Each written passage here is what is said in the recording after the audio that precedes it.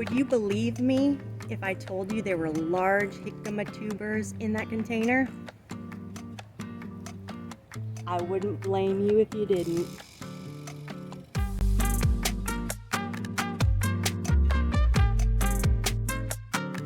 Hi everyone, Natissa here on the subtropical Florida Gulf Coast, Zone 10, and today is a surprise jicama harvest day.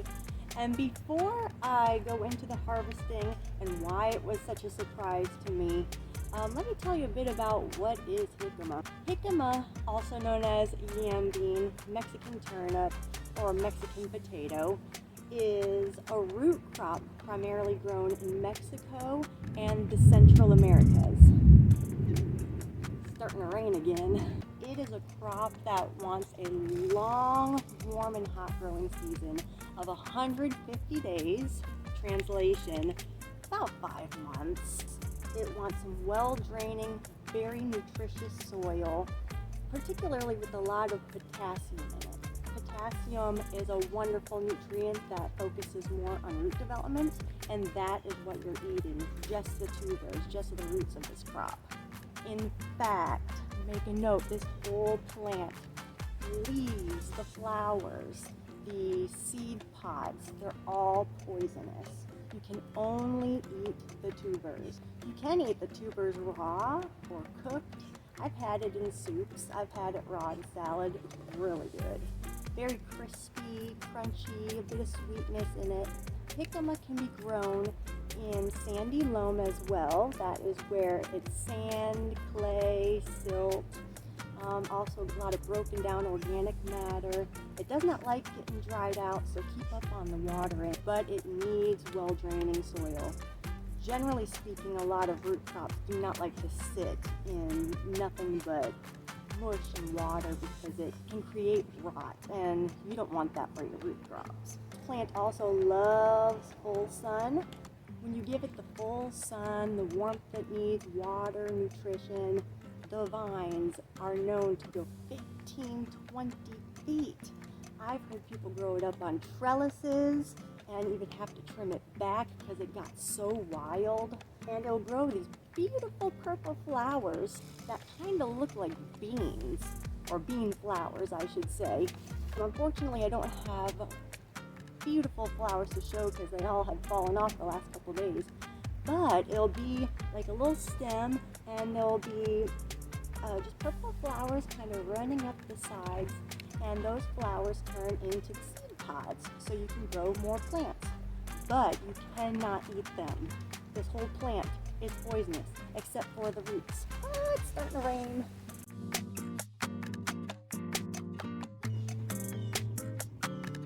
A little scenery change because I keep dodging the rain, and no complaints because we need the rain so bad. But with our jicama, what can we expect from our harvest? If you get everything that a jicama plant wants, and you get the long vines so it can get all that energy in there, you can expect about 4 to 5 tubers per plant. You can also expect a 3 to 6 inch diameter of the tuber itself. And I've read that if the tuber's smaller, it'll taste better, more crispy, whereas if it gets larger, you might be sacrificing the taste and texture. And that seems to be a lot with tubered crops, actually. Not a rule, but just a generality of how that works. So that's what you can expect if everything is going very well. Now, why am I surprised that I have a jicama harvest? I have my list here because I was just shocked to find something. I really have kind of wrote off the season for the summer in our garden. It's just been excessively hot with not much rain. I mean, well, except for today, of course, filming day. It's just been hard to keep up with. I've been sick the past couple weeks, so I just really kind of wrote this off as done, and I've been just trying to maintain a bit of what I have. So why am I surprised? I'm pretty sure that I did set up the container properly, like put in more compost. I know I added some mulch in there, which is good to keep moisture in, and it breaks down and also helps feed the soil, and put in the fertilizers. And during the year, I've also been putting compost tea. And of course, that doesn't come with a list of the nutritional value because I just made it. But I'm wondering if that helped a bit. But I'm still surprised because I didn't do this measurement of fertilizers or anything. Also, jicama likes growing in full sun, like 6 to 8 hours a day. And I'm growing it underneath my oak tree, so it gets a lot of shade. There's also a hummingbird tree outside next to it that I'm sure is giving it some shade as well. So it's dealing with a lot more shade than it probably should, but also if you look at the vines, it's not nearly 15 to 20 feet. And if you know how plants work, a lot of the leaves and the plant itself is needed to help build energy for that plant to produce the things you're trying to eat, whether it be the tubers, whether it be the fruits. And well, it's like not even tall as me. I'm about 5'5", and the vines don't even really come up to me. And this is in a container, so it's raised above the ground. So I really was not expecting much. I've also read that if you want larger tubers, or maybe just more tubers, you can enjoy the beautiful purple flowers that it brings up, but don't let those flowers form those seed pods. I've read that the energy then goes into making the seed pods instead of the tubers themselves. I admit, I was trying to save some seed because I want some seed for next year. But also because of this heat, I believe a lot of the flowers have been dropping on their own. So, I don't know. Also, I haven't really had the best watering because, like I said, it's been so hot, and there were just points where I just couldn't go outside. I've been doing my best to keep it well watered, but it did dry out a handful of times. And you just don't want that with your jicama plant. But I will say the thing that I have going for me was, so I did plant the seed in beginning of March.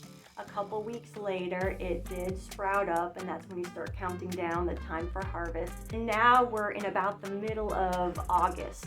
That's 5 months. So we're gonna go take a look outside. It sounds like the rain might be done. And let me just say this first. It's not ideal to go harvest root crops after a good watering or rain, but I'm excited. So let's go see what we have.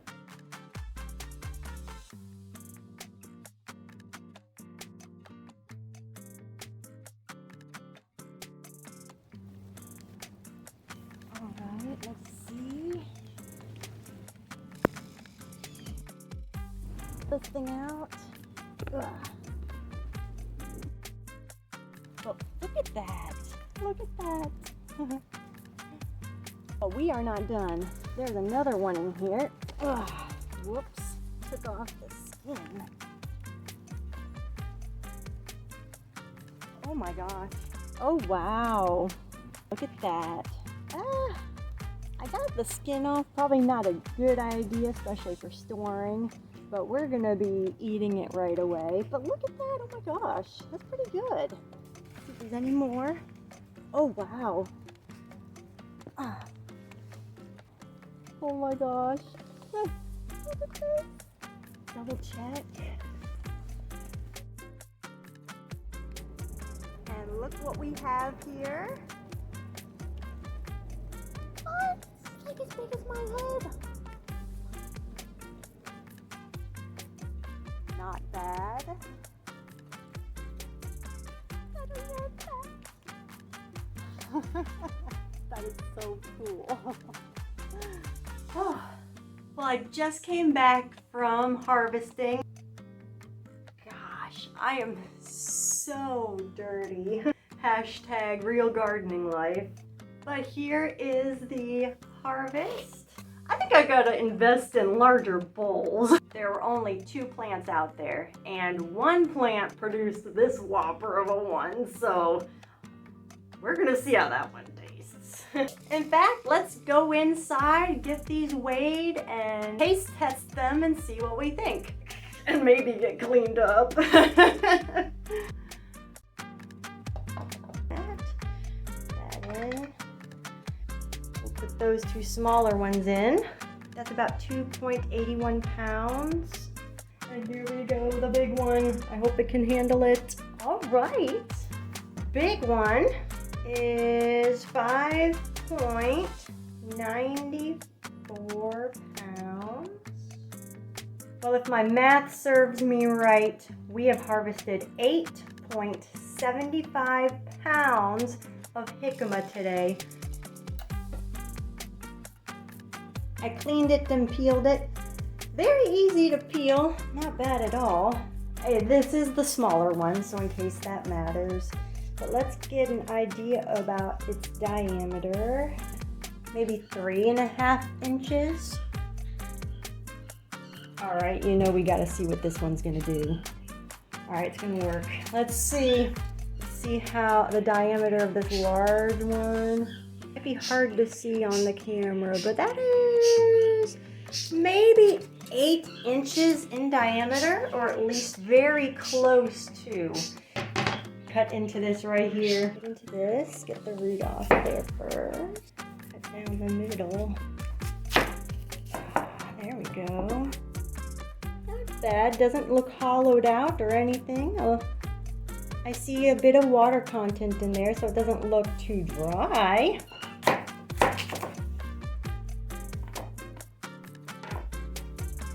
Here we are at my dining room table. I have birds in the background, a parakeet and a cockatiel, so you're probably gonna be hearing them a lot. But let's try it. This is the smaller jicama. Let's see how it goes. Oh wow, pretty sweet. That's pretty sweet. Crispy, reminds me of an apple.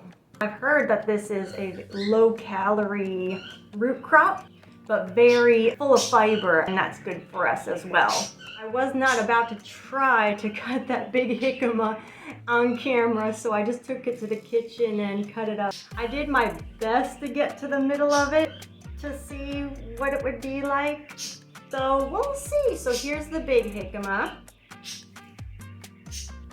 Okay, so the smaller jicama does taste sweeter, but the larger jicama still tasted crispy and sweet, but it was less fibrous, I guess you could say. Now the little jicama wasn't fibrous to where, you know, like if you get like a woody turnip or something, if you've ever had that, you know what I'm talking about. Like I said, the little one wasn't bad. It wasn't woody, it's just, I liked the texture of the larger one better.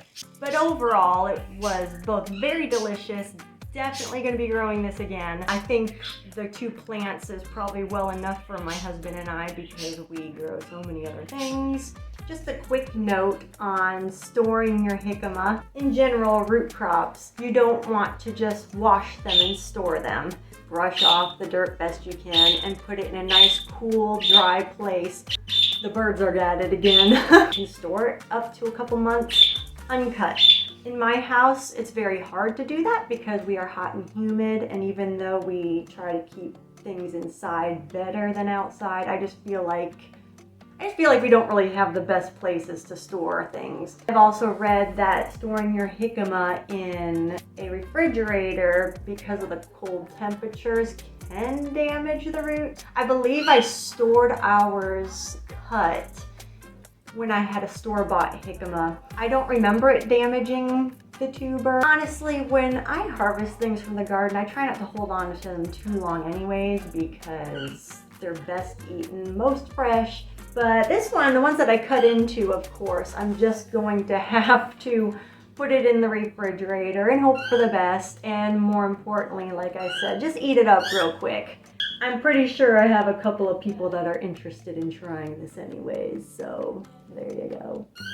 Hopefully I covered as many things as I could about jicama for you just to get you started. I am by no means an expert at growing jicama. I've just given it a try and I believe this is success. I hope this video has shown you that if I can grow jicama in not so ideal conditions, then you can grow jicama too. So give it a try. Thank you so much for watching, and I'll see you in the next one. Hey, got about an inch of rain while I was trying to do this video. Much needed. Much needed.